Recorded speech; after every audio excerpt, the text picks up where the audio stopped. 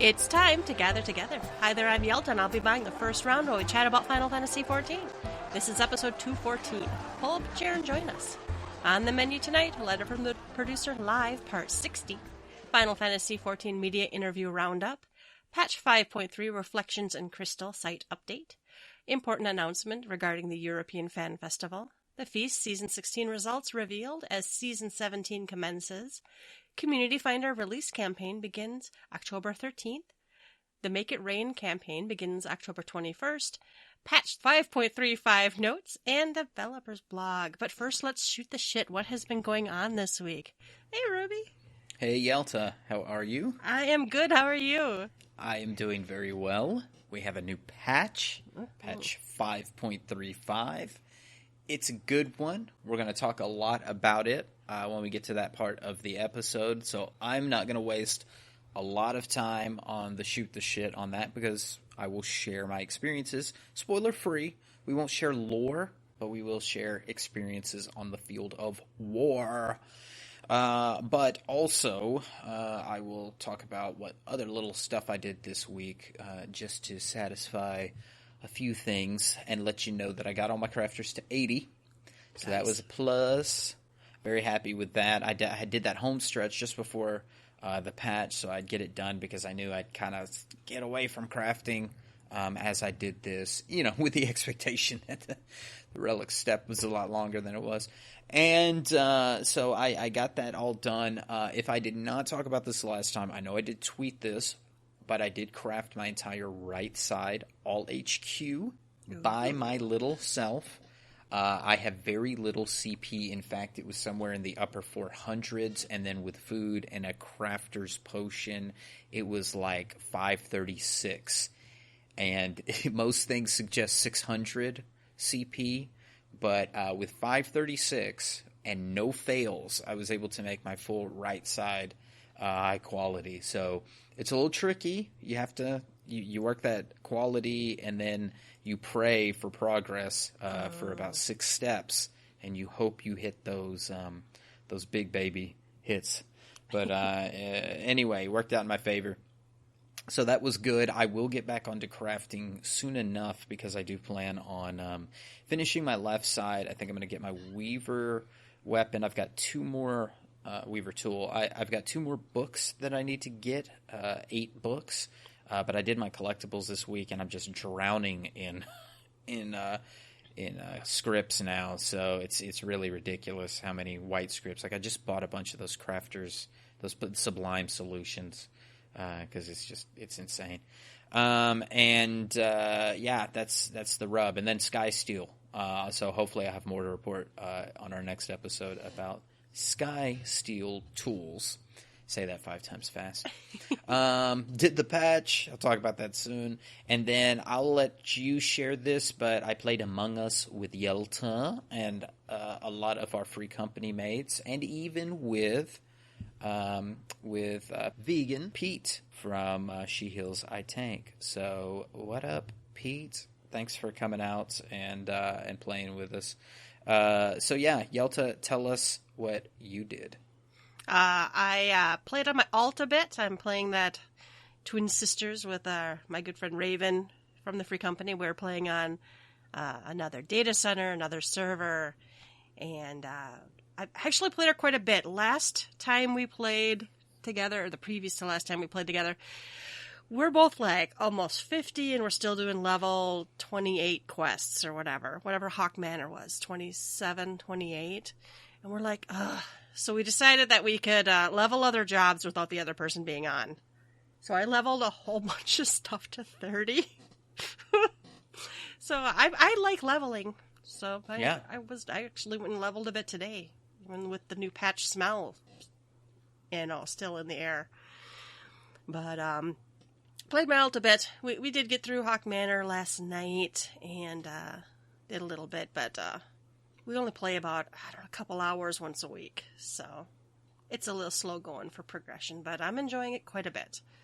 Did patch things. We'll talk about that later. And like Ruby said, we had, I, for some reason, thought that the patch was going to be one of our 24-hour patch blackout extravaganzas. So I had earlier on been like, well, does anybody want to on Monday night before the patch goes up, want to go play something else? And I suggested Among Us. I'd only played it one night with Zante, our free company mate. I was like the 10th out of this 10 out of 10 pre-made group. And I had a pretty good time. Once I set up the event, some people went crazy and played a ton of it. I didn't touch it again because I'm like, I just want to play it casually with the free company. And we had a lot of rounds, a lot of good time. I think Bell Dandy's brother came over, and like you said, Vegan Pete got in the chat, and someone's like, "Who's this guy?" And we're like, "It's Vegan Pete." So it was a good time. I thought I had a lot of fun. It's a game you can hop in. There's a little bit of a learning curve, but it's not a big deal. And then, what is it, like a $5 game? It was, $4.99. Yeah, $4.99. I think I bought it on Steam. I think it's also on Epic. I know people have reservations about one versus another, but that you can get it on different sites, what have you. Yeah.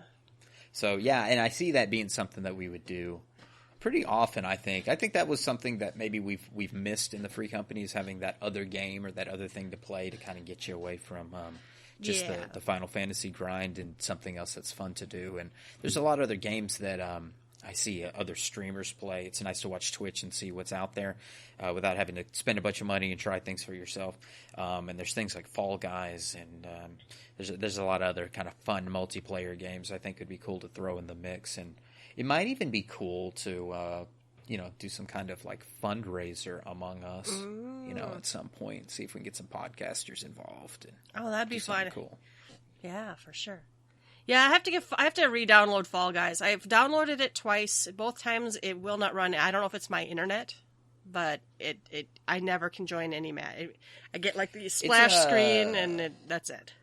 I think it's pretty known that it was hard to get into the servers on Fall Guys. They had a lot of server crashes at one point, so I don't know. Yeah, I might have to try it again. I mean, I've paid for it, so I have to download it again and try it again.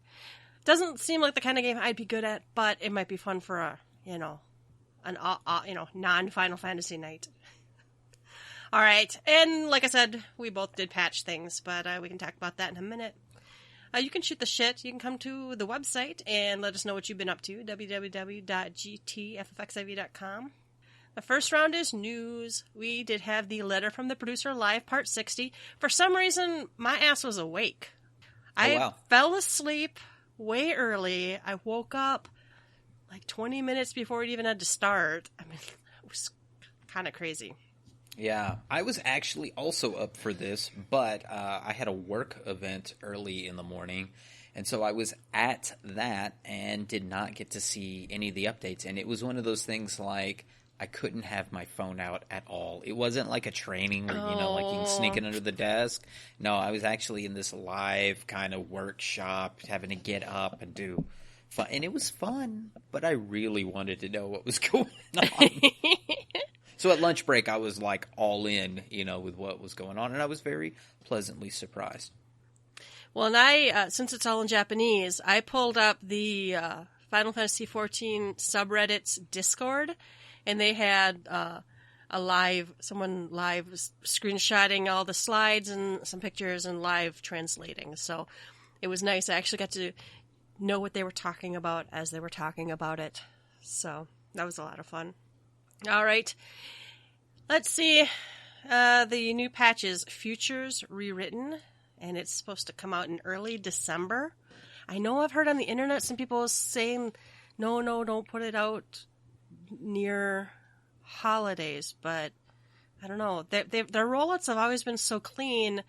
We haven't had like major updates needed after a patch. I mean, yeah, we had an emergency maintenance last night, but I mean, it probably could have waited, right? Mm-hmm. So unless they're really worried, or maybe it'll be out and patching will be done, and then people can go on their winter break. That's not far from now, to be honest. I mean, it's mid-October right now, so that's not terribly far away. No, and I've also seen people whining about the patch schedule, and we're like, guys, everything's kind of slow right now. Yeah. Just be calm. There are bigger things to worry about. All right, and so we're going to get more main scenario, of course. I think the third part of the Eden Raid series, third and final it should be, and then the Sorrow of World scenario. And they had the UI guy on to answer some questions. They did talk first about some patch 5.35 stuff. I think we're just going to skip that because it's already out and we can talk about it as something we played. Right. So we'll go to 5.4 is feature rewritten, blah, blah, blah, early December. The main scenario quest will continue from where it left off in Reflections in Crystal. That shouldn't be surprising. We are getting a new level 80 dungeon. Matoya's, I can't remember, I looked up how to say this. Looks like relict. It's relict, and it is a thing which has survived from an earlier period or in a primitive form. Huh. And they did show a slide of that concept art.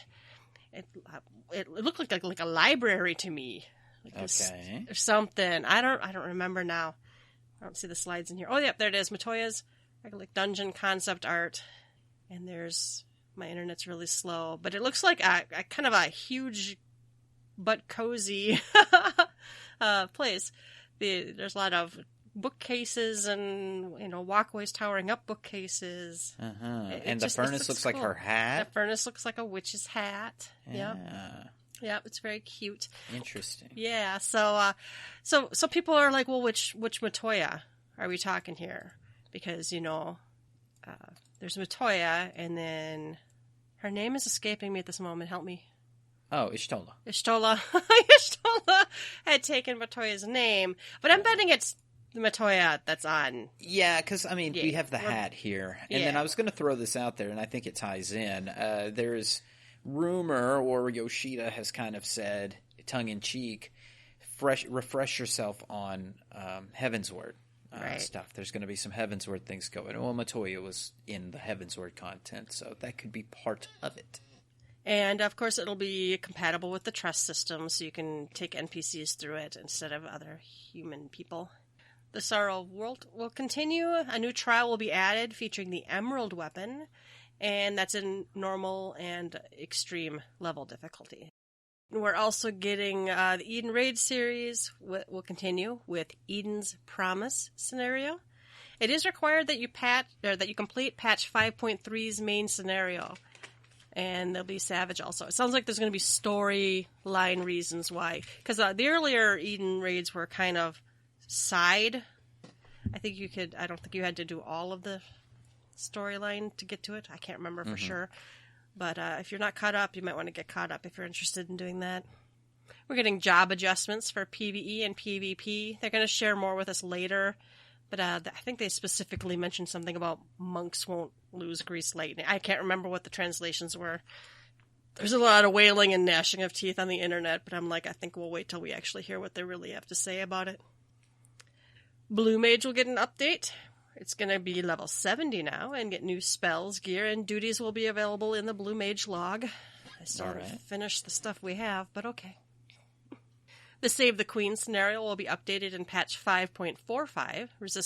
Resistance weapon upgrades will be available, and a new battle content called Delabrum Regane? I don't know how to say Regane? I don't know. Reggae. I know. Dubstep and reggae. The normal difficulty version will be a 24-man with no specific roles required. The Savage version will be 48 players, and you must form parties before entering to participate. It's designed based off the Baldician arsenal that appears in the Eureka during the Stormblood patch series. I need to get my butt back in Baldician arsenal. They're still running runs like tonight. They're running some Baldician arsenal, I think. Oh wow! And I'm like, I need to get in there. I keep wussing out because I don't know it and it's old now. All right, for crafters, some of the less frequently used actions will be adjusted. New crafting conditions will be added for expert recipes, and these conditions will not appear for recipes added prior to patch 5.4. So we got some endgame crafting going on here. Sounds like maybe. That's cool. Gatherers, the collectible and ethereal reduction systems have been revamped. They showed an image of that, so scroll down to there it is. Gathering UI updates. He even said it looks a little bit more like it did in 1.0. Come on, picture load. Someone buy me better internet. Okay. Yeah, so I don't know if these are buttons they're pushing on the bottom. No, that must be just what will happen if you do it. I don't know. I kind of hope they are buttons. It would be nice for them to take that off of the actual, hotbar menu because you are doing something completely different when you go into the collectible stuff.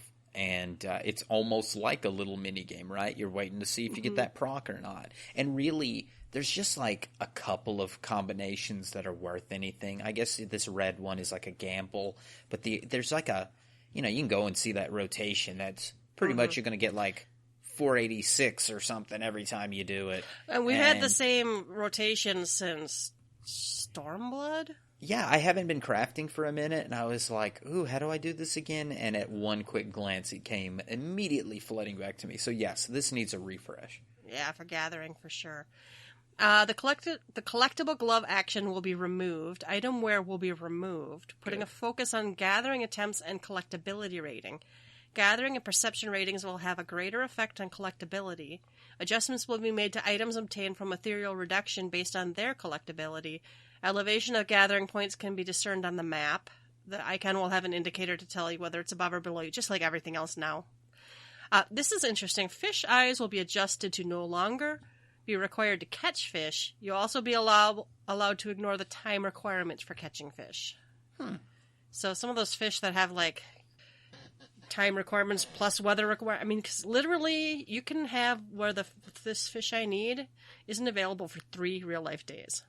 Because the time and the weather have to line up. Yeah, it's terrible. Yeah. All right, the 4th phase of Ishgardian Restoration will begin, where restoration will reach its completion. So it'll be done then. We'll be finished with it. It'll be commemorated with the construction of a monument. The monument will be based on the crafting job with the greatest contribution during the given time period. Skybuilder rankings will reopen. New items will count towards your seasonal score. Top-ranked crafters and gatherers will receive the same title as before, but new achievements. This will be the final ranking coinciding with the conclusion of the Ishgardian Restoration. And further enhancements for Skysteel tools will be added. This one's a little weird to me because this is like normal content. It's not seasonal content, but it's going to be over. If you didn't play this game in these last couple of years, you will not have been involved with this at all. Yeah, I imagine they'll retain the area and the turn-ins as tied to the diadem so that you can use it as, your leveling type thing. And I hope they expand upon it in some way and meld it in with Rowena and all that other good stuff they'll end up doing probably by 6.4. But yeah, I'm a little sad too that if you missed out on some of this, you didn't get to see things build. There was a gap for me, I think around 5.2. So like 5.1 I was in, 5.3 I was in, 5.4 my body will be ready to get some of these achievements and things. But I don't know. I hate to be on the fence about stuff like this because there's a part of me too that is like, well, you can't have everything. You got to be able to, there's a reason why. If you don't play, you don't get everything. Yeah. You don't play, you don't get everything. There's a reason why there's time limited events, and I would rather there be time limited events than, I'd honestly rather there be 3 days of you not being able to catch a fish than some of the stuff that I've experienced recently of things being too easy. I don't know. I almost feel bad criticizing the 3 days of the fish because it's like, well, I know that kind of freaking blows. It'd be nice if there's an ability to at least overcome one of those things, like you can overcome the time by clicking this 2-hour ability or something like this, whatever their happy medium that they can come up with. But, well, we'll get to the thing I want to complain about when we talk about the patch. But yeah, I don't want to see things too easy is all I say. All right, a new Unreal trial will be selected, and Amphitheater will be retired, so Shiva will go away. But we knew this was going to happen. I wonder what they'll pick, but... Will the rewards be changed? Is my I bet they're going to add to it. I think since I would bet money since it's a token system, they will just continually add a things new mount, to it. but not remove. I wouldn't think they would remove the stuff that's there. Gotcha. I think I don't know. I will have done. I don't know if I've ever had a week that I missed yet. Maybe I did, but I still only have like 100 thingies because I haven't been very lucky. I haven't seen a fox, you know. Yeah. Anyway, the treasure hunt will be updated. Well, you'll delve deeper into the secrets of like whatever that dungeon is from treasure maps with the portals. Ocean fishing, we're going to get new routes and new objectives, and completing said objectives will add bonus points to your score. And re-embarking after abandoning a voyage will be restricted. There's a lot of people who would bail and then make it impossible at that point to, I think, fish up anything with a good score. Oh. Yeah. So, Triple Triad will revamp its rules and UI for ease of play. A new rule set to battle opponents with a deck of randomly chosen cards and periodically held tournaments will be added. Love it. This was one of the happiest things I saw out of this. Now, I won't bitch about the card packs. Maybe that will come too. I was going to say, did I get you started that day? Yeah, a little. But the promise of periodically held tournaments will be added. Well, if you add more tournaments, that's more chances of me getting La Habrea. And I did. I got a La Habrea and an Ultima Weapon this week when I opened my card packs. Yes, I still play. But I love this because I recently, prior to this announcement coming out, read a forum post where somebody said, hey, can you add another rule where you have like maybe a 5, a 4, and then you have to do the rest, you know, so you can get more 4, because nobody plays with their 4s, right? Yep. You know, so maybe that's what this is. They're allowing some different rule sets that, you know, power play. You make a deck that's like all decked out for all 4s and a 5 or something like that, and you just go ham. I think that would add some new life to Triple Triad. They got to do something, though, about this tournament. I still go to the tournament board, and I still see people who played 7 games with X number of, 7 games out of 20, and they've got 2,000 points. Like, this is insane to me that you can be number 1 and capitalize. They need to, like, if you've won number 1, you're locked out for a month or something. I don't know what they need to do, or make other, like, mini boards, or some refresh ranking, the prizes. or something so other people can participate. I just need those 2 cards. Yelta, that's it. I just need Furion and Cecil. Okay. I usually, if I remember, I'll sign up and then I won't even play, and then at the end of the tournament I'll collect my 1,000 MGP. I occasionally will play, but then I get mad when I open the pack. That's how I am with Fashion Report. I just really don't want to go play dress up. Just give me my 10K or whatever. Well, I got the achievements, so I just go and whatever I'm wearing is good enough. There you go. Yeah. All right. Dolmen Mahjong will add something that I don't know. No, okay. Actually, this is kind of what I've been asking for. Some sort of quick match mode. I'm assuming it will be a shorter game, because that's what I can't... I don't know the game well enough to play it, period. And then when you do get in there, it's such an investment. Mm-hmm.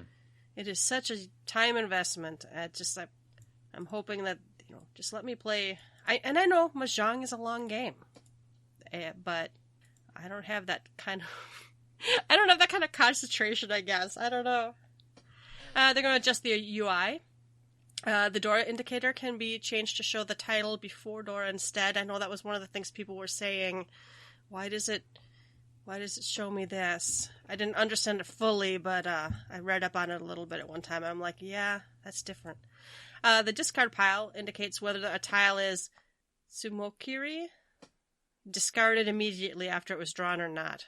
I can't remember what that rule what that's for, but I think there's points awarded for using one of those or something. I can't remember. They're going to add violins to the performance system. They're going to add a new system for affixing multiple materia. But basically you queue it up and it fires them all up at once. There's no stopping. Yeah, I guess you'll know if you fail immediately or not, how many you broke. Like all your sadness will be in that one moment. Yeah, and then it's like a rip the Band-Aid off, right? Just rip the Band-Aid off. When you see you broke 76 materia. Mm-hmm, mm-hmm. All right, the ability to link quests in the chat window will be added, which will be nice because I don't know how many times I've had to say, what quest are you on? Then I go in my journal and I click, dig around and see if I can, or use the search function and see if I can see what the quest log actually says.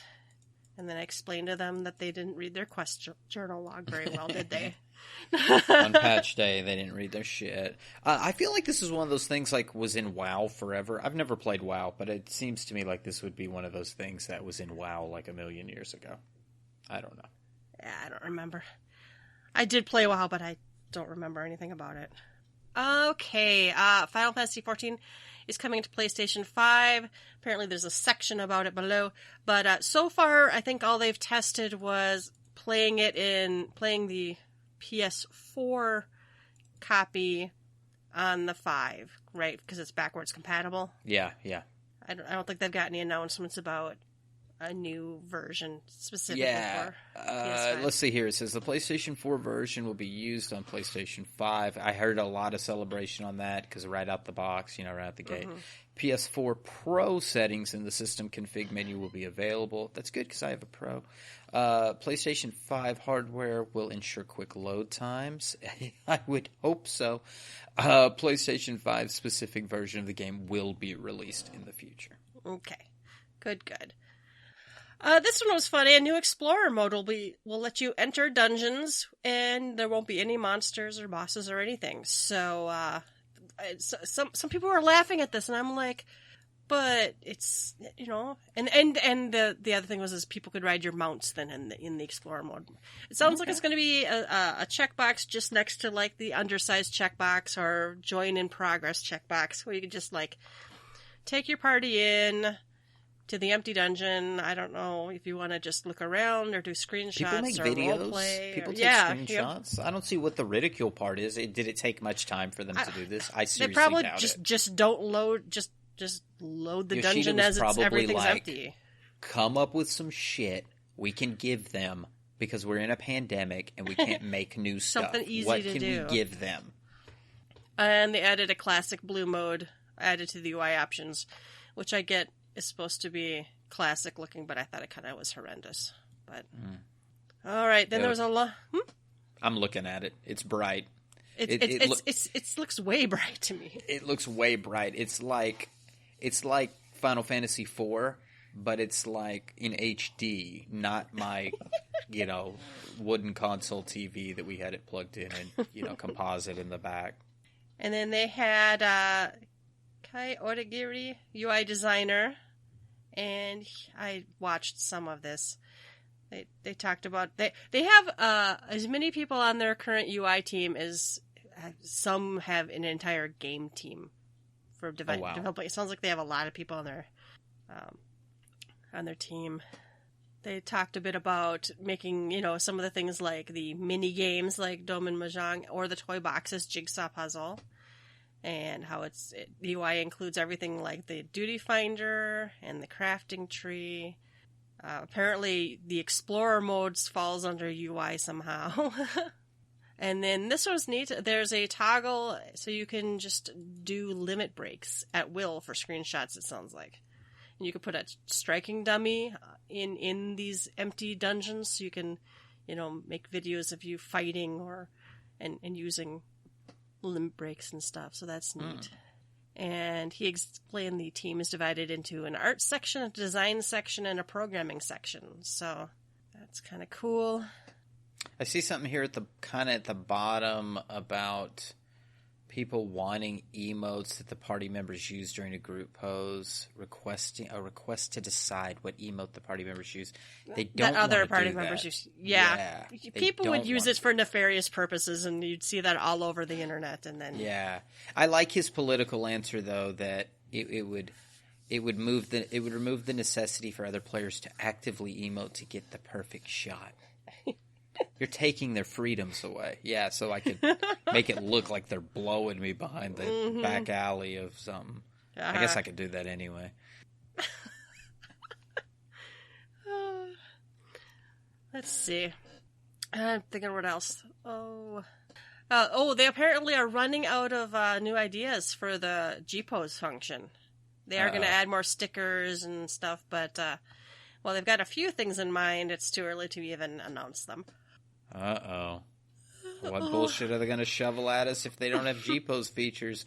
What, in the .4s and the .5s, you know, there won't be that .55 post of all the new shit that they're unloading.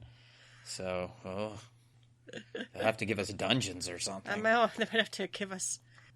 Don't get me wrong, taking nice screenshots is a real nice thing in this game, and a lot of people use it. But, yeah, part of me does wish there was a little bit more content and a little bit deeper content. They have canceled all the fan festivals. They announced the North America, Japan, and now the European one is canceled. They are researching options for a new venue, and they're considering shifting to a digital fan festival.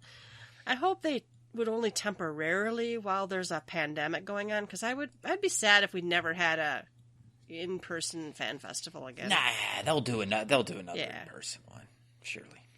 All right, they are going to host an event in February 2021 to announce new information regarding Final Fantasy XIV. There's an editor's note. A lot of people are thinking it would be the info for a new expansion. And they're also doing a 14-hour broadcast at that point as well. Because in theory, next month's November, right? That's when the North American Fan Festival is supposed to be. Right. We would have gotten a little sneaky peek. That's when we would have gotten, yeah. We would have heard about Blue Mage. We would have all watched a video and said, it's Dancer. But it wasn't. It was just monks punching each other. That's right. That's right. All right. We'll talk about this separately. I think there's a post for this. For a community finder feature that's going to be implemented on the Lodestone to recruit and find in-game communities. Which would be fine except for, as Beldandy in our free company put it, I don't remember who it was. This crap should be in the game, because the North American people, in general, do not use the Lodestone. I tell people to look stuff up on the Lodestone or post on the official forums, and they're like, the what? Mm-hmm. I'm like, you see that thing? Let me look it up on my app. Oh, wait. Let me pull it up on my fellowships. Oh, wait. Anyway, Final Fantasy XIV is nominated for the Still Playing Award, Best Game Expansion, and Best Game Community on Games Radar's Golden Joystick Awards. And if you haven't, go vote for them. I don't know when the voting is. I voted as well. Some of those games I never even heard of on some of the other areas. I must just be not up on all the games. Let's see. Final Fantasy XIV official art prints are planned to go on sale December 4th. And they have a link to check them out. These were kind of nice. If I decorated at all, you know. What do we got here? We got a Viera one. We've got Blue Dragon Knight. Estinian of the Slaughtered Dragon. Afterglow of the Crystal. Yeah, beautiful. These are like patch art. Oh, the Fairy King Titania is very pretty good. And you can have your Xenos Yegalvis if you really want him to look bored at you. All right, new merchandise, including a Fat Cat cushion, gaming mouse pad, Piazza Passeteer plushie, and acrylic job stands. They've been pitching those at us for a couple weeks, so there's stuff you can buy. And that was pretty much it, I think. Yeah, I mean, it was a lot of content for especially for 5.4 stuff. We got a lot, and this is part 1? Part 1, right? Yep. Yeah, so we'll get a lot more 5.4 if there is a lot of 5.4 to talk about. We'll get a lot of 5.4 info in the next one. Did they give us a date? I don't think so. I don't think so, no. Well, we'll see when they give us a date. And I missed this completely. They had put out a whole bunch of media interviews. I don't think I had looked at any of these. One of these might have been one that we kind of danced around in a previous episode because it was untranslated or something, but a lot of this is going to be 5.3 and 5.35 information, so it's a little dated. We're not going to cover any of them in particular, but they are all out there if you want to look, because there might be some of those little hidden Yoshida gems. Like, check out Heaven's Word content again. You'll need a refresher. Those kind of things might be in here. I do think I might have read some of these now. They're like, this one was in July. So this was a roundup of interviews, but they're not all new ones. So I think we may have covered some of these before. We tried to take a peek, and if there's anything important, we can cover it another time. All right, patch 5.3, Reflections on Crystal Sight was updated. I was too busy waiting for it to come out to even. Well, we don't, we're playing it. We're playing it now. We're not looking at the site. Yeah. It looks like, when you click the little green things, a little more about the Save the Queen stuff. What's updated is the Boston Southern Front. There's got the images and stuff linked to the patch notes. And then you've got some media updates with the new pictures from the Boston Southern Front with the robot dogs and robot flying machines and all kinds of robots. It's a mech heavy zone. All right, we also had an important announcement regarding the European Fan Festival. It be cancelled. Right. Yeah. Sadness. Womp womp. Sadness, but I figured, right? Yeah, I mean, I guess a little shade and fruit. Like, it would suck to, everybody else's gets canceled and the Europeans get theirs. Yeah. I mean, come on, not fair. So, it's kind of okay that it's canceled all the way across. The virtual event, my 2 cents, I'd like to see one, but I'm like you, Yelta, I'd like to see one virtual event, maybe a 2021 virtual event. Mm-hmm. They cut the cost a little cheaper on that deal or whatever, or borrow some of the costs from this year to pull into that.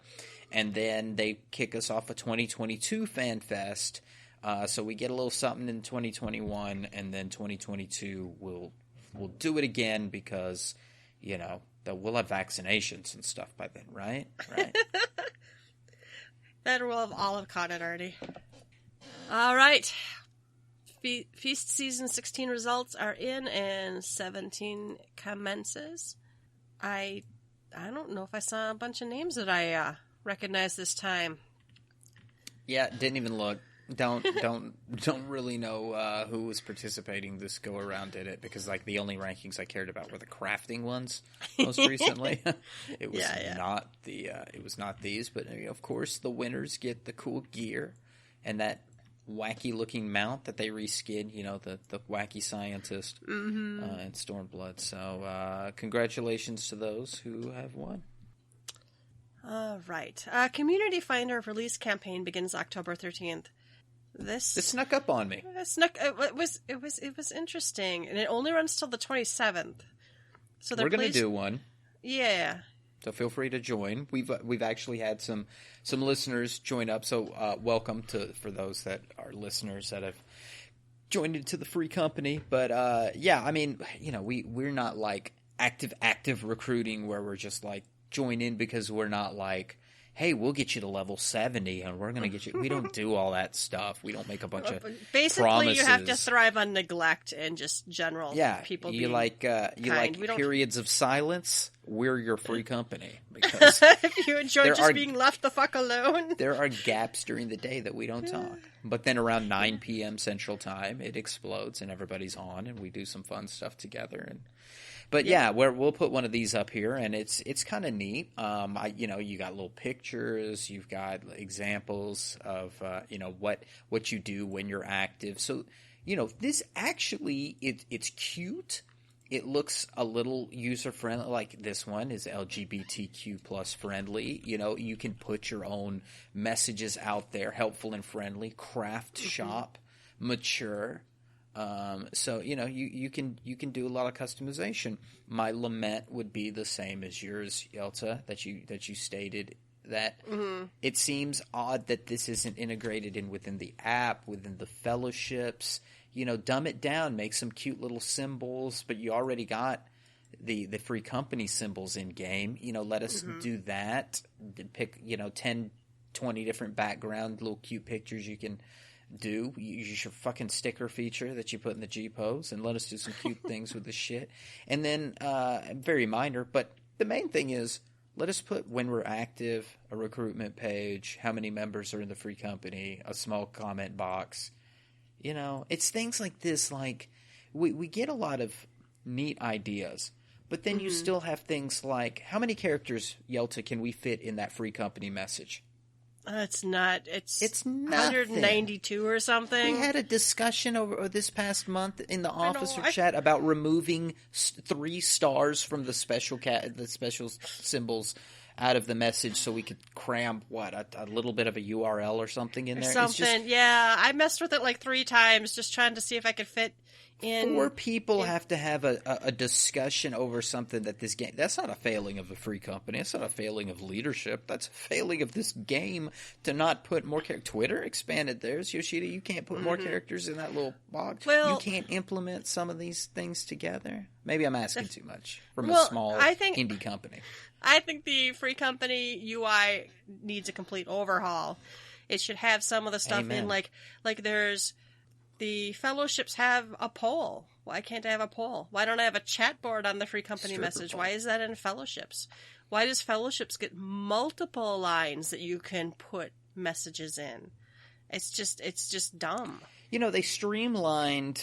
What is it they streamlined recently? Spirit bonding that freed up all kinds of memory or whatever. They downloaded some more memory from the internet and they were able to expand the servers and it worked out for them. Well, here's one. Ditch the fucking link shells and combine them with the cross-world link shells and free up some other space or whatever. If that means adding some more people to the friends list, because God knows mine's full. So it's like mine's full. Always. You know what? Come on, man. Like there's got to be some other stuff, and maybe that's what they're working on. You know, I mean, from my lips to God Yoshida's ears. That this stuff would happen, but somebody bitched about Triple Triad, and it wasn't me about new rules, and they did that. So maybe there's hope. This is a cute interface, though. I'm not bitching about the community finder here. No. It's a neat thing, and I just was clicking I want the around fireworks. There's you could just pick your server or your data center, and you could pick your server and you can see, what is it? Free companies, crossword link shells, and PvP teams. One whole PvP team. So, no, I think it's a neat idea. I just wish it was. I wish a lot of things were integrated better into the game. Mm-hmm. So, all right. Then we get the Make It Rain campaign that begins October 21st. These historically have kind of been in May, but I am not super surprised that it's in October. It's going to run October 21st to November 20th. And you get an increase. You get 50% increase in MGP rewards. And there's going to be discounted prices on some of the stuff you can buy from the Gold Saucer. And for those saddened by the absence of All Saints' Wake this year, the Continental Circus will be sending special representative to the Golden Saucer. Seek out the genial geyser and accept your invitation to the Haunted Manor Masquerade. You have a monumental 31 days to take advantage of the festivities. So, the poster's very, very cleavage heavy. I'm not complaining. Seek out the genital geyser? What is that about? What's he checking out? Oh, genial. You said that right. I was going to say, I thought I said genial. Yeah. I just can't. Maybe. I'm sitting here looking at this pretty little bunny lady. The boobs got distracting. So here's our confirmation. We've got, All Saints Wake is combined in here, so we're not completely missing out. It's kind of sad, but, hopefully there's some good lore reason that they cram in here. And, we'll get to see our ghosts and goblins again. And, this starts in Ulda from a little Lalafell named Nanafan. And the event items there is an emote called Consider, which apparently makes you think and puts a giant question mark over your head. Mm-hmm. And the item is, and I'm assuming you probably can get multiple ones of these, MGP bronze card, 5,000 MGP. So there's not like a ton of rewards here, it doesn't seem like. Or it's very mysterious. Maybe the question mark here is they're not telling us everything that's happening. So I'm leaning toward that we've got some surprises in store. And they've done I wonder if this would be possibly a multi-step event. We've had other events where you couldn't do the whole thing the first day, right? There's a bunch of days like here. Fake vote for the winner of well, yeah. But that's good. I'm glad we're getting, they might be combined, but we are getting a seasonal event. All right, big news is patch 5.35. Heyo. Honestly, I didn't read the patch notes on these. I am the czar of read the fucking patch notes. I know, I hear you cackling over there. We're not reading them all. We're not reading them all. All right, so we do have new side story quests, which is kind of the center of this whole thing. Save the Queen, Blades of Gunhildr. It starts in Gangos, and there's a quest chain. I'm going to mention one thing before we get going here. It is very important. You don't have to step 1 foot into the battle zone here to do your relic. But even if you're going to, there's a point in the quest line where you go talk to Geralt. Immediately after that, the dude next to him who has the repeatable quest sign on his head, I think it starts with Z, his name does, talk to him next to flag the actual thing that lets you get the item, possibility to even get the item that will drop in your inventory for the relic. I talked to Geralt, went back to the icon that just popped up, went into the battlefront, and couldn't figure out when people were talking about these 3 items. I'm like, I don't have any of those. I popped back out, and I'm running around, and I'm like, oh, I have to talk to that guy to even flag the quest. And then we have some complaints about that too, but we'll get there later. But yeah, talk to the dude so that you can get the items. But yeah, they said, go ahead. I was so thankful you said that, because that happened to me as well. We grouped together. We had a little ad hoc Tuesday night. Let's try this out. And I had done it in the afternoon up to level like 5, maybe 4, just very, very light.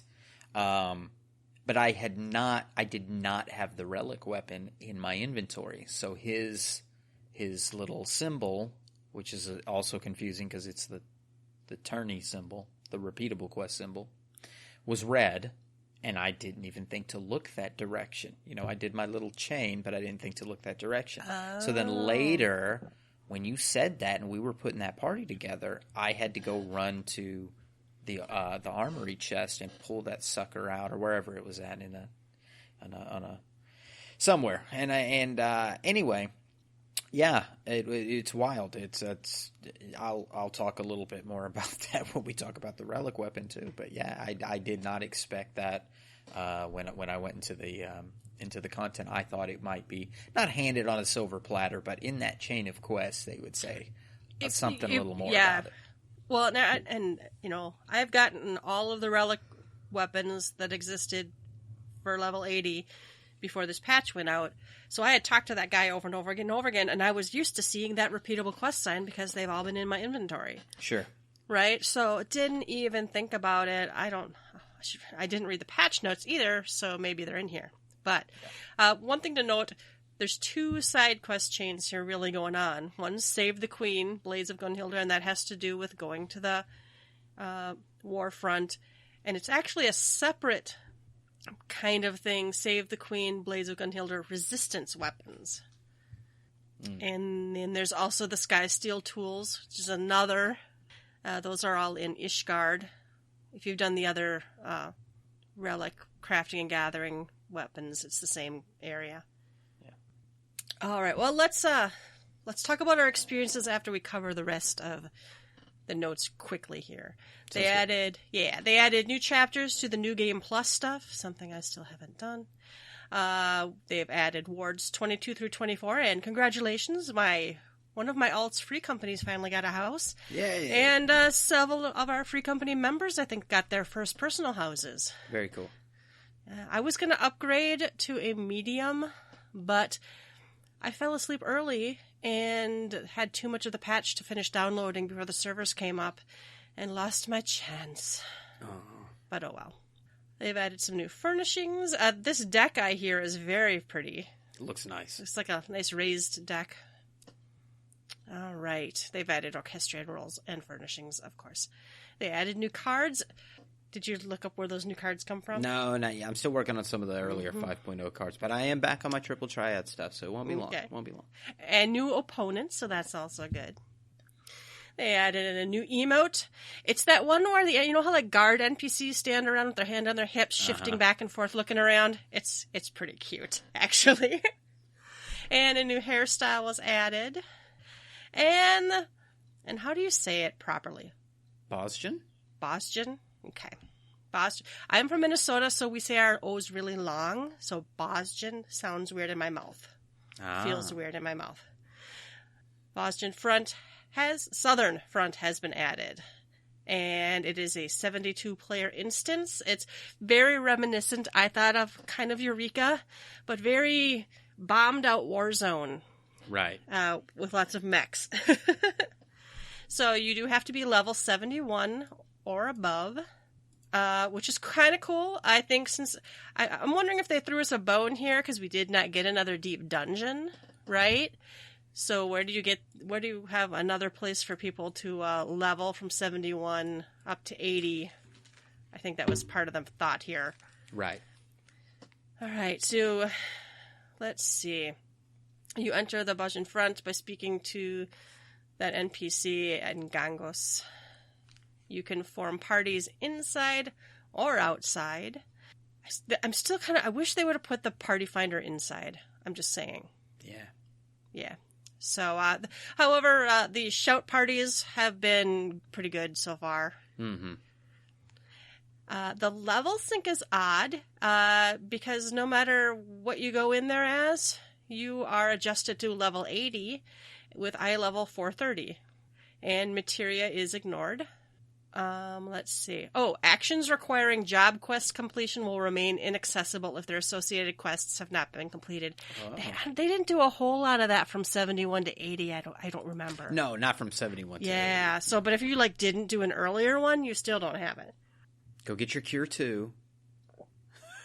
Yeah. Yep. All right. Players who have to yet reach level 80 will earn experience points for their job level. You can change your jobs anytime you want between War and Magic, anywhere on the map. You don't have to go back to the front zone to do it. Right. So that's kind of nice. You can freely ride your mount immediately. They cannot fly, but you can run around anywhere you want. That's great. One note, you cannot change classes or jobs during combat or while in a critical engagement, which is fine. Normal. Yeah. Enemies on the front have an icon next to their name. It's Roman numerals 1 through 4 or something. I think or 5 a star. And then is a star. There 5? Yeah, 5 and then star. 5 and then a star. I found the ones right outside the gate real easy to solo, even on White Mage. I think they're meant to be. So, you can farm crystals there. Yeah. Your XP in there is called Metal, Mettle, and the first 5 levels kind of flew by, I felt. Oh yeah, because they give you, when you turn quests in, they'll give you some metal as well, and it's kind of, to me, it's better to not think of it as a level. It's just it's almost like a rank, I suppose, even though it is, so I guess it is. I mean, technically it is right because we're about to read about the ranks. We're ranking up. Yeah, it's it doesn't change how strong you are. You're just that level 80 strength or whatever. The more metal you have doesn't make you any stronger. It just allows you to unlock the more areas and do more things. It lets you carry around more of the ability things, which names, we'll get to them in a minute. But, your resistance rank is a representation of your reputation on the Bosnian Southern Front. As your rank increases, the resistance front line will advance. Really, that just means you hit certain rank levels and you now can walk through the door that you couldn't before. Mm-hmm.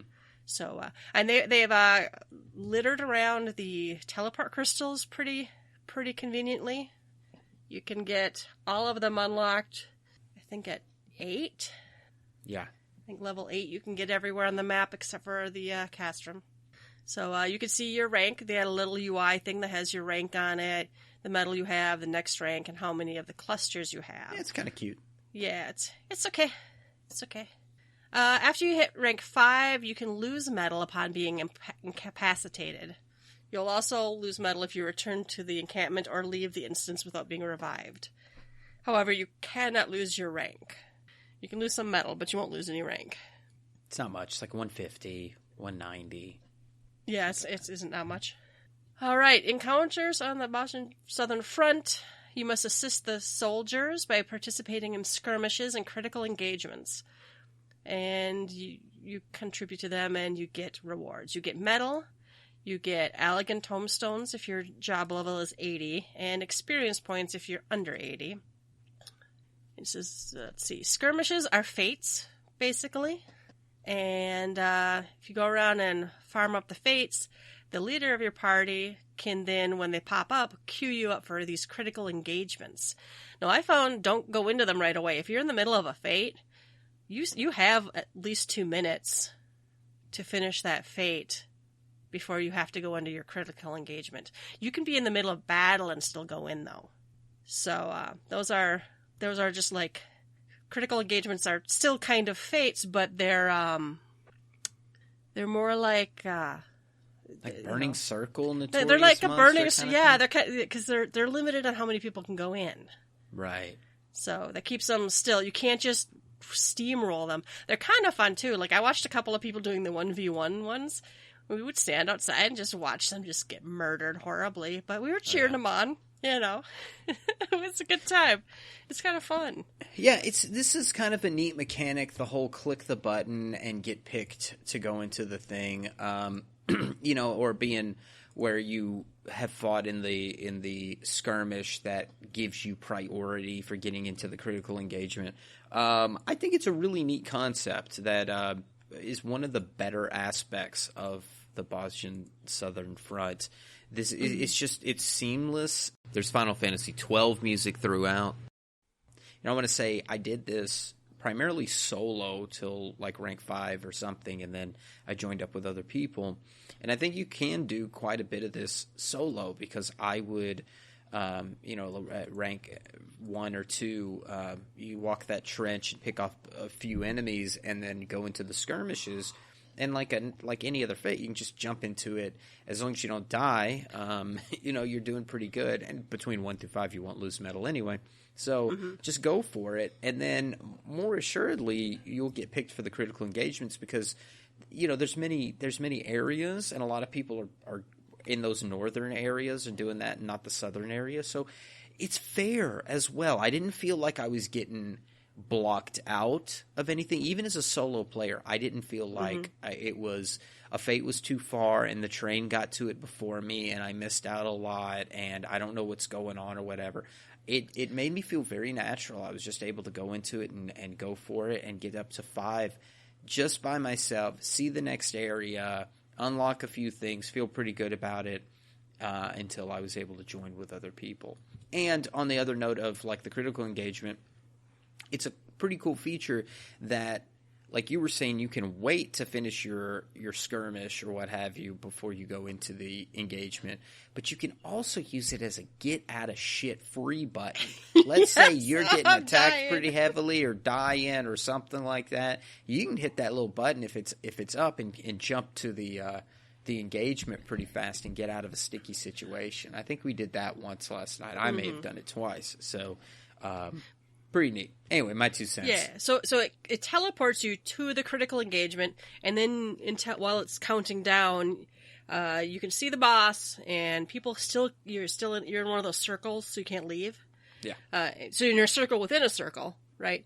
So no one can even go pull the boss till the timer's down. You can still form parties in there. This is still on the main map. You can see the people out in the field. They can see you, and when you either wipe horribly, which does happen to the critical engagements, or you win, you're now there. So that's something to keep in mind too, is when you click, go to the critical engagement, it's moving you across the map. So yeah, you get teleported. You get teleported. It's fine. And I don't know, a couple times I ran by and there were people shouting they had a complete wipe, so I ran over and helped raise everybody. That's another great thing about this. Even if you wipe or, if you're lucky enough to be the 1v1 person, and you have to take the rays of shame at the end. You know, even though there's a lot of people running around, it's less like Eureka that you would just get off in some little crag somewhere off by yourself. Take you 10 minutes to sneak over there. Please, somebody come over and help me because I fell off a cliff and this thing. It's less like that. Now, this is the first area, so to speak, of all of it, so it may get worse as it goes, I guess. Well, and I do like some of that, right? Yeah. I do like some of that, but like I still had to go a couple times, and people went to do the level 7 quest. Well, yeah, you helped my ass once. Yeah. So, you know, people would die and need raises, and you might have to go sneak around to get to them and die a couple times yourself or whatever. But so people are going to those places. It's not just, I'm way off in BFE somewhere. Yes. You know, I meant to fall off the cliff to go to this little cave to go, you know, power up my weapon, but instead I fell off the other side, and now I'm in no man's land. Yeah, there's 3 basic parts to the zone, and they're like the low, medium, and high level, you know, areas, and but they're not that big, and they're not that complicated, and in fact, there's a lot of fates popping up all the time, so you never feel like there's too much downtime either. And like when we went on Tuesday night, even when there was downtime, you know, we just killed individual mobs for clusters. Mm-hmm. Oh, that's the other thing. So I had the day off, and some other people had, you know, been playing too, and you know, I invited whoever wanted to come, and then we just stuck to whatever areas all of us could get to, because you still get rewards, you still get metal. You still have a chance of clusters. You still have a chance of getting... In fact, I needed to go back to the low-level area because I hadn't triggered my quest. I didn't have my 20 items in the low-level area to get my relic. Mm-hmm. But, I mean, I guess I could have gone and fate farmed, but we can talk about that in a minute. All right, so joining critical engagements, there's another little UI. I didn't find it confusing or anything, so that was good. Only the leader can... queue you up for it, but then once it's about to happen, everybody in the party has to click go there or whatever. So, yeah, there is priority deployment, so you might not get picked to go into these critical engagements, but players who contribute to the initiation of a critical engagement may receive priority when registering for their next deployment. Basically killing the pre-fate. Yeah, something. If you're doing stuff in the area, some people have talked about maybe like for the Castrum one, something about killing the star mobs too. I don't know if it has anything to do with anything. Or today when I went to the Castrum, my whole party bought the Quartermaster's priority deployment. So for 5 clusters, you can get a buff to, you know, the next. You'll get priority for the next deployment. So we still don't know for sure if that only the leader needs that, or if the whole party needs that, or what. But so far, a lot of people haven't been doing it because the Castrums parties haven't been filling completely, because you can have 48 people I think in there. Last night there was like a party went in there of 7, and they didn't do very well. All right. Yeah. So when registering as a party, all party members must have the same type of priority deployment for it to be recognized. So this is, again, if you're AFKing at the Crystal, you're not contributing. This is one of the things that bothered me so badly about Eureka. And if the number of players requesting priority deployment exceeds the maximum number of combatants, they will be selected by lottery. Those were interesting to me. The clusters, I think clusters come from a lot of mobs. Someone's done a list somewhere, but those are what are going to be used to buy mounts, minions, hairstyles, songs. All right. Yep. And those are not physical items in your inventory. They are just a number on the HUD. I like that they did that. Mm-hmm. They gave us a few tokens, right? They gave us, what, four different tokens for the relic, but... For the relic, right. That wasn't too bad, because really, if you farm up just how many you need and turn them in, it's not too bad. You also get lock boxes, and you turn them in. It's exactly like Eureka. There's a mount and there's some other rare stuff in there, but I think I know at least one person in a free company got the mount. Again, they only give us one kind of firework this time. And it's the Indigo Star. It's the Indigo Star. And it's infamous right now. Everyone has a stack. So many. Okay, and we have Lost Actions. These are what were they called in Eureka? I can't think of the name of it. They're actions that they're abilities your character doesn't normally have. So you get all these forgotten fragments, and you take them to the appraiser, and you then unlock all these lost actions, and then you pick a bunch to keep in your UI, and then you get to pick 2 that you can have active. And they seem to stay active all the time. I always have 2. Whenever I go back in there, I still have them those 2 selected. And I think they're until I quit, I can cast Protect and Shell on everybody. Yeah, those are some neat features. Yeah, I was not experienced with this because I had not done Pyros. I made my little tongue-in-cheek comment there. But I had not experienced this in full, and I was a little jealous of those that had done Pyros and got to experience this. This is better, though, huh? It's similar. I think there's... I don't know, it seems similar. There's less guesswork. Basically, you get them appraised, and you have the thing. No mixing. You used to, in Eureka, you had to, farm a bunch of stuff up and mix them, which was just maybe a step of complexity that wasn't really needed. So I'm not really sad to see that gone. I'm not sad to see the element wheel gone either. As much as I want elemental weaknesses in the game, that just wasn't very exciting for me. So that's gone too. So there's not that. So then, you can have, once you pick your duty actions, you have 2 of these lost actions that you can use. And I don't know if we've got thorough guides yet on which ones to use where and whatever, but it sounds like some of them are pretty strong. All right, we also have field records. This is a collection, right? So they've added a couple collections. One was for Yokai Watch, one was for Yorha raids, and now we have one for this content.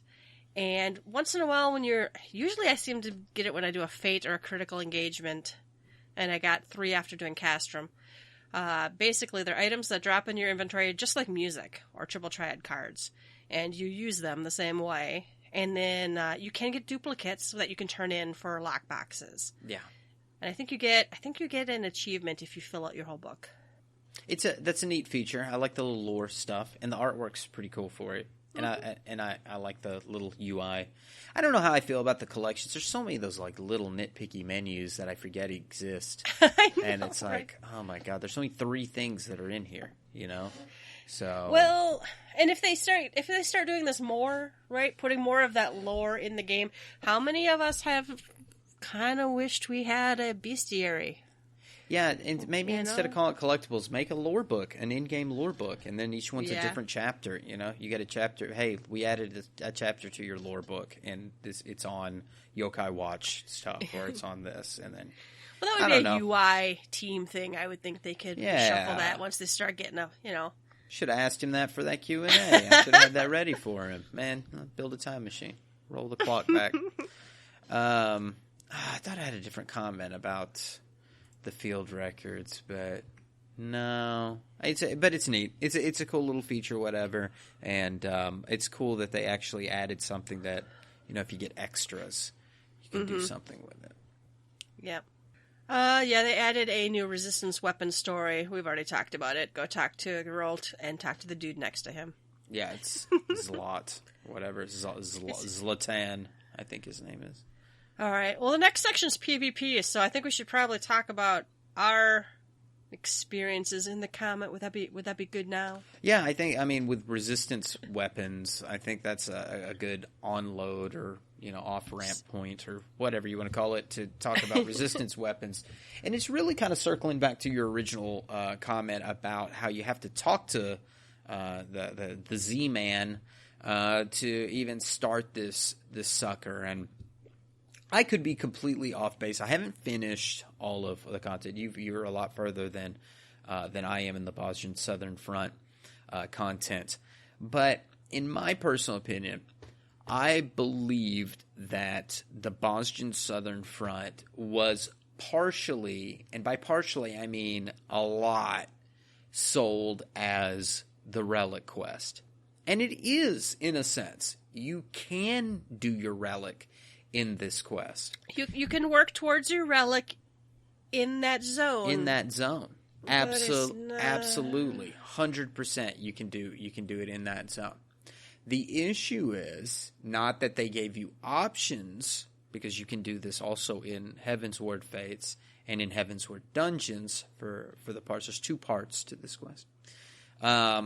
Is that it's easier to do it in Heavensward Fates and Dungeons, to the tune of, at 8 o'clock, I had 0 of the red despair, whatever they're called, the memories, all right? The red one from the 3rd tier. I had only just gotten rank 8 last night at like 11:45 at night, so I had to go to bed. So before the podcast started, I knew that you could get these from Fates.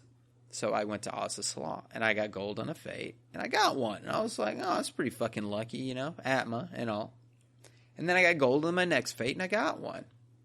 Then I got gold on my next Fate, and I got one. Mm-hmm. And then 30 times I did this because I was so dumb I thought I needed 30. I thought it's only 20. But that's okay. I have like 7 of these relic from the first step, so it's fine. I will use them. I farmed up in less than an hour 30 of these. If you spend an hour in Bosnia, like I did yesterday, I spent 2.5 hours and then probably another 2.5 hours. I ended up with, I think, 14 of the lower tier and 7 of the middle tier and none of the top tier because I had just unlocked it. So that's 6 hours or something of just, doing stuff. And am I balls to the wall? No. Was I in a big group? No. I was solo in part of it or whatever. Well, and I was in usually full or mostly full, getting golds for hours and hours and hours, even after I unlocked it. And I then decided I would see what the drop rate was like out on the Fates, and they just are 100%. Oh, they drop like flies. It's like candy. They just have it. Trick or treat. I was a little bit irritated, honestly. I'm irritated on the level that, and it's a little more than, actually. I'm irritated on the level that you can get the special mount by doing this hard stuff, or you can get, lucky on this book and get it. Okay, fine. That's a luck thing. If you added that luck element, if this was a 10% drop rate or something, I'm not talking about something dumb, but if it was an 8% or a 10% drop rate or whatever, I can kind of see it. People were already going to these zones for yokai. I understand that you're funneling, Yoshida, that you're funneling a lot of people into the Heavensward zones, and it's getting people, going back into Heavensward for whatever reason. You want people in Heavensward zones a lot right now. Well, and I heard the reason, isn't it? Because doesn't the trial now go through that? Right? Which trial? What are we talking about? The free trial. Oh, yeah. So it makes sense. Yeah, so I think they want that zone populated I was thinking, which primal are we talking about? No, you're right. It's the free trial. So, yes, it all makes sense. It all fits together. I get what you're doing with this. But to make it so and yes, 100%. Ruby, it's just the second step. It's just, okay. Well, the first step was, the last step was super easy. Yeah, it was spend poetics, spend 1,000 poetics. And I'm gonna spoiler alert, the third step is easy. Yeah. I already have I had my white mage cane. I had my white mage cane 3 minutes into the next day, so it was 12:03. Right. That the patch dropped. And you're done with that one. Now I know you've got 14 other ones to get, but well, and I'm trying to decide how many more am I going to do. But all so your far, casters for sure, right? All the healers and casters. Well, I'm for sure doing my black mage when I started working on my black. I unlocked that one, but it's like I expected there to be other avenues. 110%. They said that, and I was good with it. Not everybody liked Eureka. Mm-hmm. Not everybody liked Diadem before. Before that. I expected there to be alternate ways to do it. I didn't expect it to be easier and more, I can't think of the word. I'm having a brain problem. I'm thinking the word is accessible. Like it's, I appreciate. No, it's not accessible. But yeah. I appreciate the accessibility that it's in other areas. I just don't want it so accessible that it makes it, it's not part of what you sold it to me as. And maybe that's the problem. Maybe I bought into something that wasn't quite there. And I haven't done my research before I get a bunch of hate. I didn't go back and look at every single time that they talked about Boston Southern Front and if they threw Relic in our face. But when you call it, I know this is resistance weapons, but it is the resistance that we're helping in there. And it is the Save the Queen, and it is the Blades of Gunhildr, and we're building relics, and the whole thing is about getting the relics so they can fight back the Garleans and all that. It's all tied together, right? But yet, and this is where I really think that I think they've got something here, but it's just the marketing. It's the expectation again. We've been talking about expectations on this podcast since day fucking one. Yeah. Yoshida's expectations, I believe, is marketing this as a relic thing, but what really is just it's the public dungeon, and they just haven't put the title on it that says, this is this expansion's public dungeon. And by public dungeon, I mean it's the amusement park within the amusement park. We already have the amusement park of the game with Savage fights and Ultimate fights and Beastman tribes and all that other shit. But when you go into the other amusement park, the Inception amusement park here, you can also level your jobs, do your relic, get lock boxes, all the other little stuff that you can do in here. And I think that's fucking fantastic. I like that I'm able to level. I've been leveling my Black Mage like crazy in here, even though it is difficult to get your attacks off before something. I put Scathe back on the bar just so I could get credit. And the word I was thinking was efficiency. I didn't expect the most efficient way to do the relic was not even in the new content.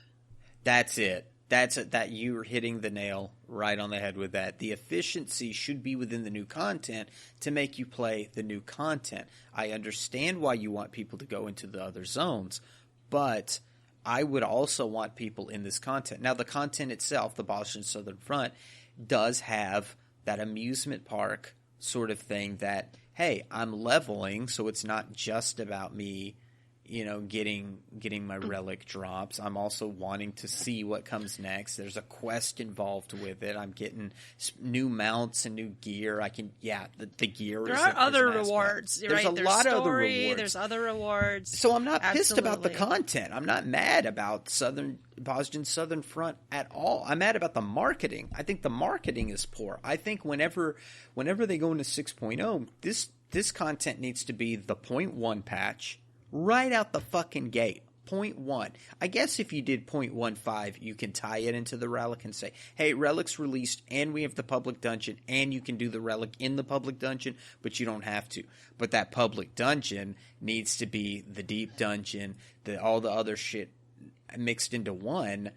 And will this team do that? Well, are they gonna be able to do that as a 0.1? And is that really where they're going with it? Will we see in 6.0 and further on, this is why we're only getting one dungeon, because you're getting one scripted soulless loot tunnel dungeon per patch, and you're getting a public dungeon that is your dungeon that carries through the entire expansion to level your jobs, to work on your relic, to whatever else that they'll throw at us. Oh, yeah. And, once it's there, any other content they put out, they could be like, oh, and we also threw some of the tokens in you need for whatever else in here.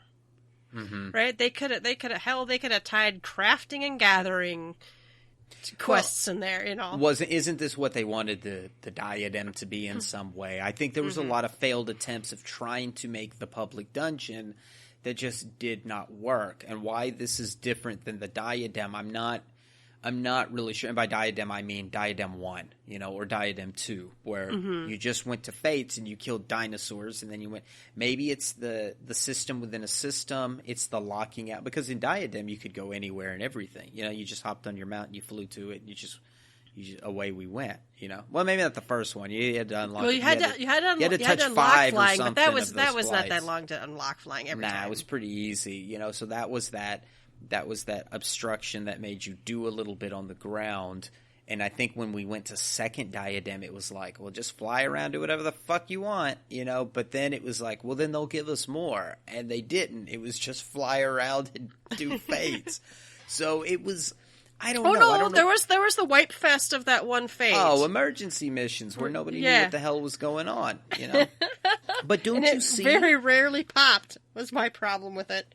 Don't you see how all those things, though, were precept upon precept, step by step? They came here. Emergency missions became these critical engagements. A lot of that. They're iterations. Yes, they're the predecessors that built into this, which I think is fun content. It could be a little prettier. I realize we are at war. It's supposed to be ugly. It's World War I trench warfare without the Black Rose, I guess. And so I get that part, but they've worked hard to get to this point. So I'm not shitting on Bosnian Southern Front by any stretch. I'm shitting on the marketing about the relic. I think in 6.0 they got to bust this content out in the 0.1 patch, the 0.15 patch, 6.15. Yeah, I think the 0.1 patch, I think everybody should be worried about just getting their first class through the storyline, getting their first job leveled to 90,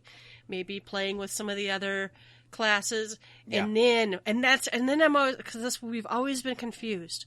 Why then is not like the very next patch start your relic? And this would be perfect in a 0.5 patch or probably 0.1 or 0.2. right? Yeah, think about that. 6.1. You unlock the 24-man raid. What do we proved Roshida wrong because he said, well, everybody uses their main in the No. That's where I actually practice my alt. You practice your jobs. alt. You get gear for your alt job. So 6.0, everybody's going to level their job to 90. You're going to get your first job up. You're going to do the storyline. You're going to go through the stuff.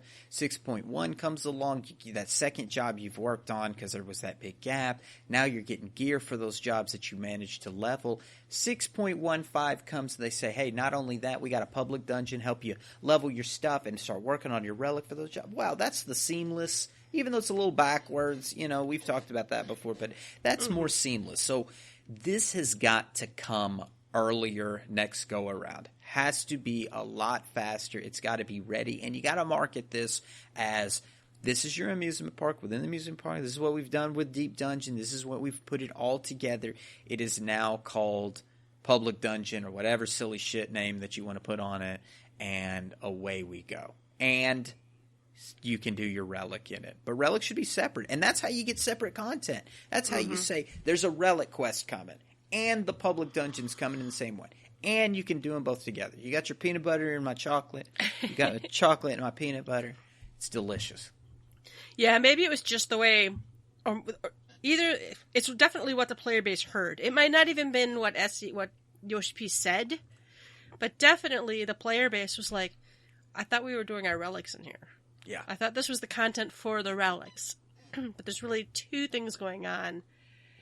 I'm not complaining about the content either. I thought it was fine. It's fun. I like this. It's beer drinking content. This is the content that you bullshit, you drink beer, and this goes in hand with talking about how the free company, do those other games, how those fun nights. This to me is that off content. We had one free company member said, "I'm tired tonight. I don't know if I can join in. I don't want to think." So this is the not thinking content. This is the one where you can get sloppy drunk and just keep hitting mobs, or whatever, and then it's brain dead content. But it's also fun. Not the. It was fun. I didn't feel bad going back to the earlier zone, like I said. No. To whoever was the lowest, we did not get punished for playing with people who had a different rank than us. That's right. Right? It did not do that mistake. The level up thing, fine. It fixes it. Everybody's 80. You know what? Yeah.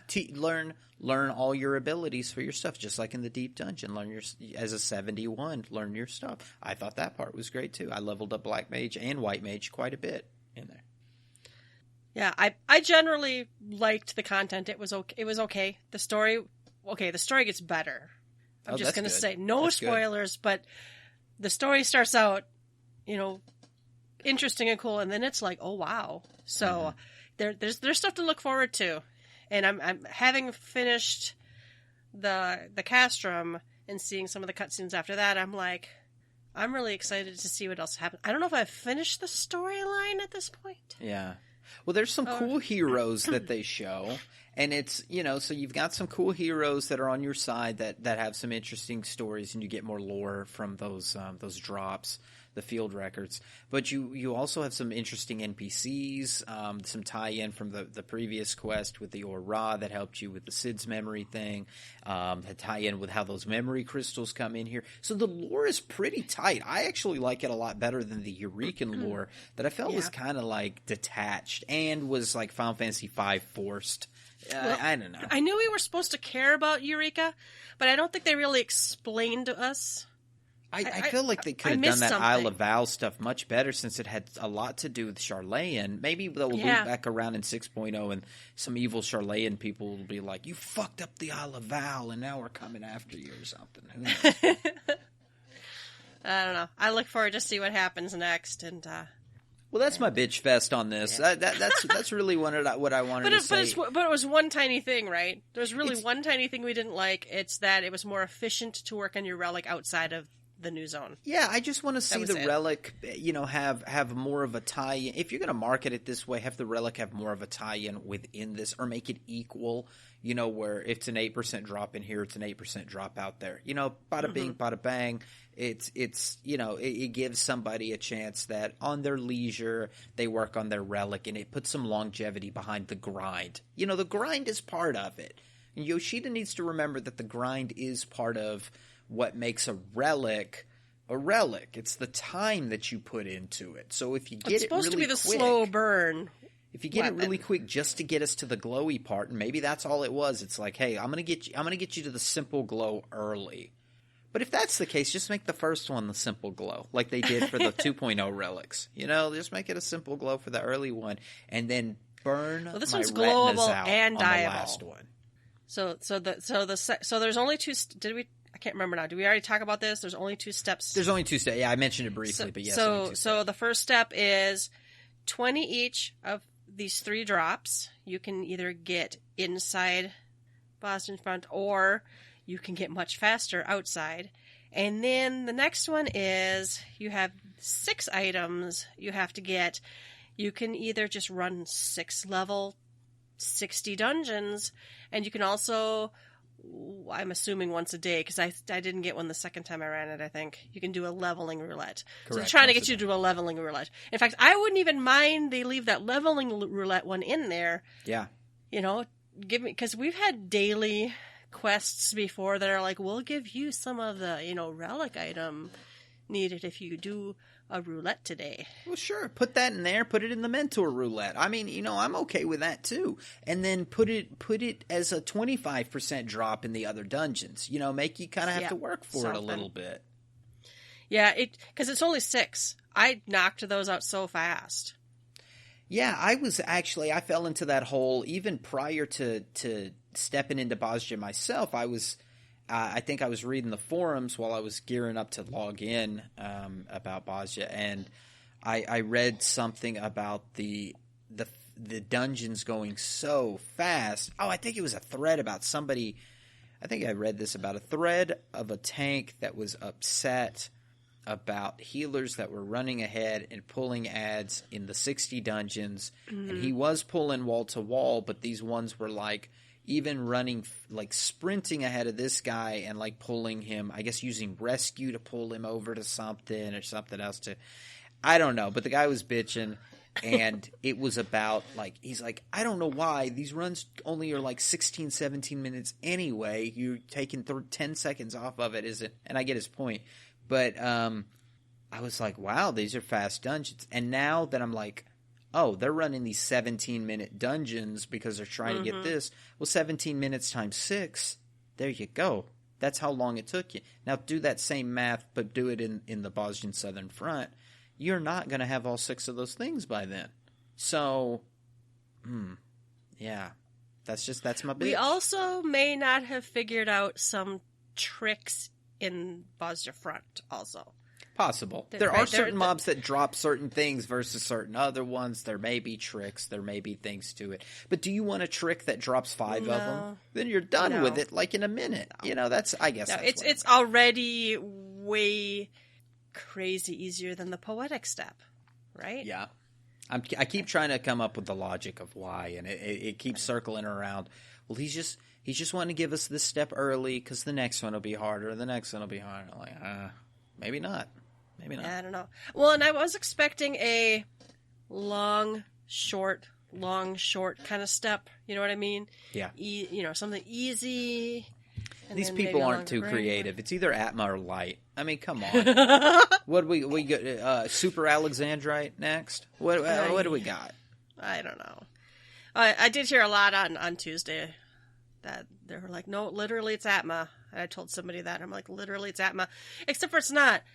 Atma's not 100%. It's like easier even than the buffed Atma. Like and there's only 3 items. And then there's a 4th item. It's like... Anyway, I am a little disappointed in the relic step. Maybe they are intending us all to get all of them again. I don't know. I would rather have it be a little bit more rare, and then later on they could like have the number of items needed to upgrade it later. You know what I mean? I kind of like it to be rare. I was disappointed I got my fully upgraded to current level, eye level 500 relic done the first day. 6.0. You can't start the 6.0 relic until you finish the other 4. How about that? Oh my god. Do it like that. Not that. There's that's an extreme. But anyway, no, I thought all in all though I enjoyed the content overall. I enjoyed the patch overall. I wish I had gotten an upgraded house, but I'm not going to cry about it. Okay, they made PvP action changes. That's all I'm going to say. Blah, blah. I don't even know what they are. They've changed some potencies of things. They've added items and recipes and new Sky Steel tool quests. I did work on my botanist Sky Steel tool. Mm-hmm. I did the first step, which is just go gather a bunch of stuff. And then I think the second step is just go gather a bunch of stuff. I don't even know if there's a script item in there. So... Pulling up Ariala's. I want to see what the eye level is for the... Do they have it in here yet? Well, the rest of my gathering gear is such crap anyway. I really need to upgrade my gear, but I'm too lazy to craft up new gear, and I'm too cheap to buy it, so... Yeah, it's got to be this is it the 475 one? No, they had that one before. Is Ariela's updated? I don't know. Maybe not.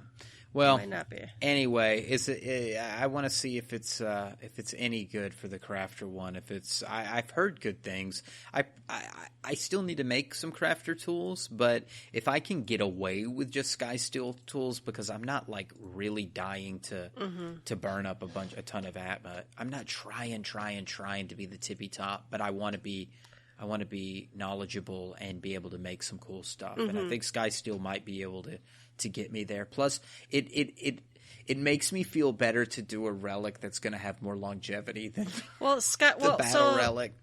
So the Sky Sung items is eye level 500, like the Carpenter tool. Okay, that's 500.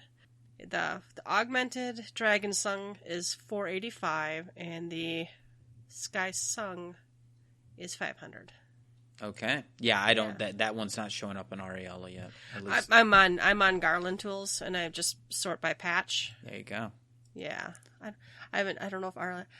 I don't think that site was always getting updated anymore. I'm not absolutely positive. I know for a while it was still getting updated, but I don't think they even play anymore. Oh, yeah. So it's entirely possible. Yeah, it hasn't been... Ariela's site says, added all new items from patch 5.3 is the last update from August. So I don't know if they plan on updating it more or not.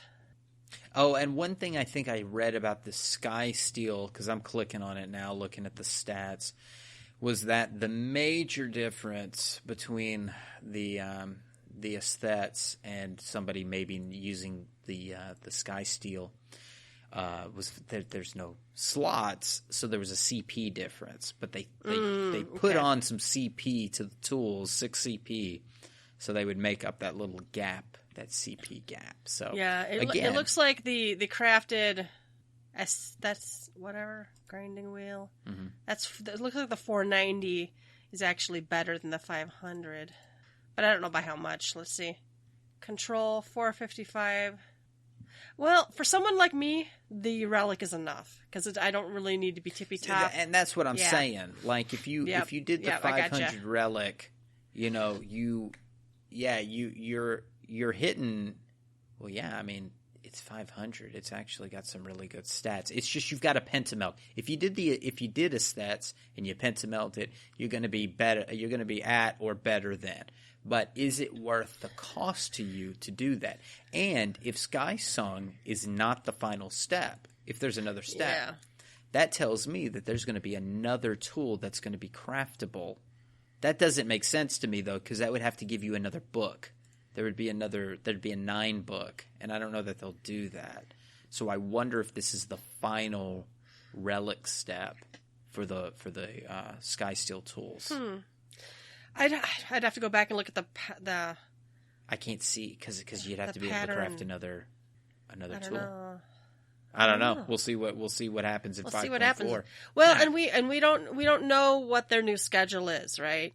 If ever we were going to have a difference in the old pattern, I think it would be now when they're already it's already delayed. So, but I don't know. They're also pretty good about sticking to the roadmaps.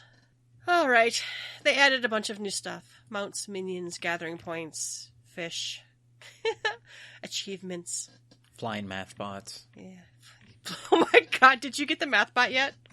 Have not gotten the math. I've got this little dog, this tabletop dog, but I have not gotten the math bot. The math bot, fate or whatever. Not the. Well, I've gotten the engagement. I fought. You've gotten the engagement, right? Yeah.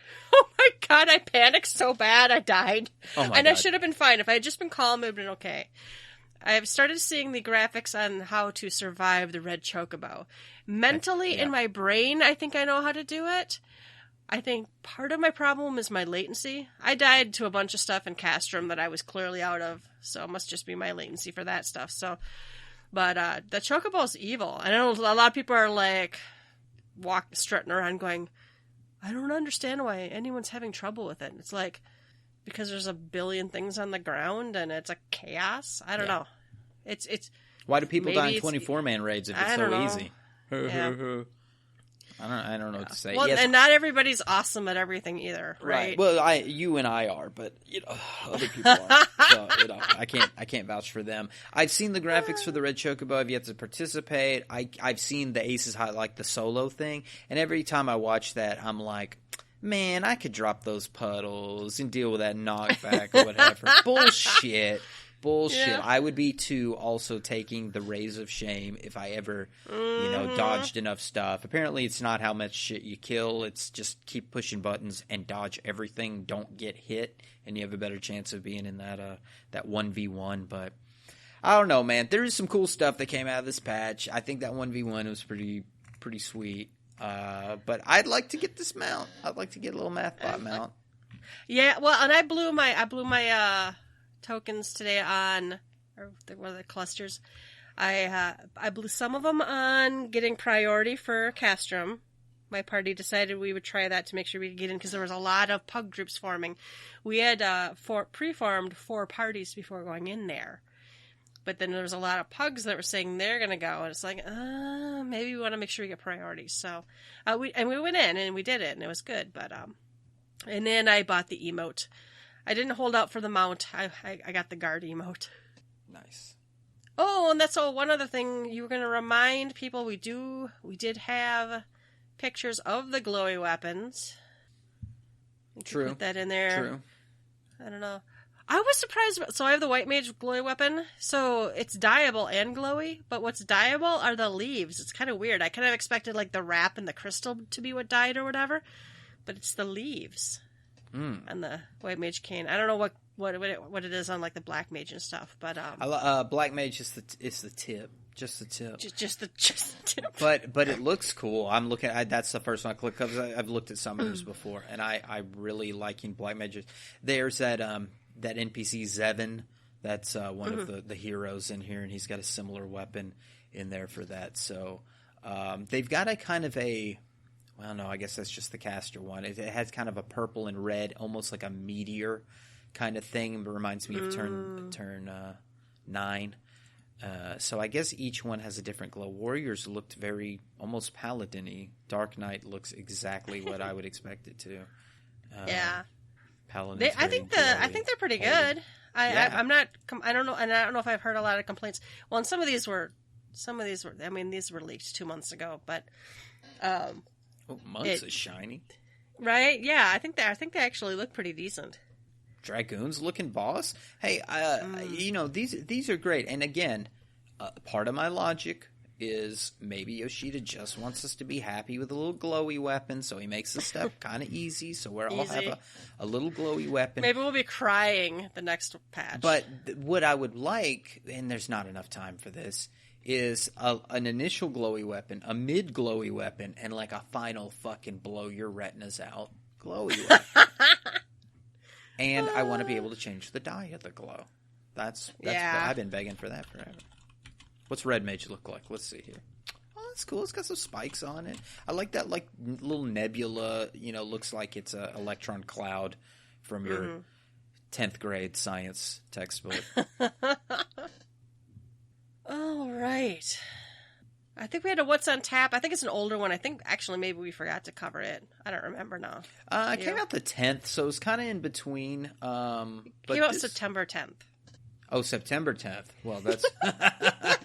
Maybe we did forget to do this one, but it's the lyrics of To the Edge. They haven't done one since this. This is the last one they did. So, if nothing else, it's to say that it has been over a month since their last developers blog. No, we probably did cover this. I saw 10 and I thought, oh yeah, cool. I probably thought 10-9, but it's 2020, so it's hard to remember what fucking month it is anyway. Who knows? But yeah, this is a good patch. Again, my only complaint was the marketing of the dungeon. My Senna has already jumped on board, which I'm happy about because, like most content, within 2 weeks, I'm sure the bitching has already begun about how this is dead content. So, but there's already people who are like, well, it's not going to take long to get enough clusters and to get all the mounts and minions, and it's dead content. And I'm like, well, what content isn't dead after we farm up what we want from it? Well, that's true. I mean, we did. I did a couple of weeks of Seed of Sacrifice, and I'm like, I'm good. I'm all right. I'll wait for the next deal. I still need the mounts from. Well, I still need a lot of stuff. I need to get back into mounts, it. But I've been liking the variety between crafting, and to me, this is another. There's crafting, there's leveling your crafting, there's advanced crafting, there's leveling your battle jobs, there's advanced battle content, and I got jobs I need to level. I don't have any more crafters to level, but I do have battle jobs I need to level. And to me, as a mindless beer drinking activity, I don't mind leveling in this way. See, to me, Palace of the Dead put pressure on me. I got to know what the abilities are. I got to do that. Yeah. To me, there's a little bit of a pressure. I don't feel any pressure in this at all. I'm just running around, killing things, trying to land hits, and I feel good about it. I'm able to talk with my friends and drink beer and get drops or whatever. So, once they get this public dungeon where you can scratch about 4 itches at the same time with it, I'm getting light, I'm getting crystals so I can get my armor, I'm getting levels for something else. And getting tomes. You do get some tomes, yeah. At the same time, you're hitting all the switches, and I think it's something that you can see us doing more and more. You throw in some more random shit, a boss shows up randomly, starts wrecking people, do some crazy shit. Somebody flies down and starts wrecking shit or line AoEs on the field. I don't know. Do some wacky shit. And I think we're going to have a good time in here. I think we'll have a good time. For sure. All right, then I think it's closing time. You don't have to go home, but you can't stay here. You can find links to all of our episodes and blog posts on our website, gtffxiv.com. While you're there, please leave us a comment. And if you'd like to, you can support us by clicking the donation button. You can find us on Twitter at gtffxiv. Email us at gtffxiv@gmail.com. Please rate us. Personal plugs, Ruby. Yes, you can find me on Twitter at RubiconVale, RubiconVale. And you can find me on Twitter at Yeltasumasu, YELTASUMASU. As always, thanks for listening, and we will catch you next time. Bye-bye. Bye-bye.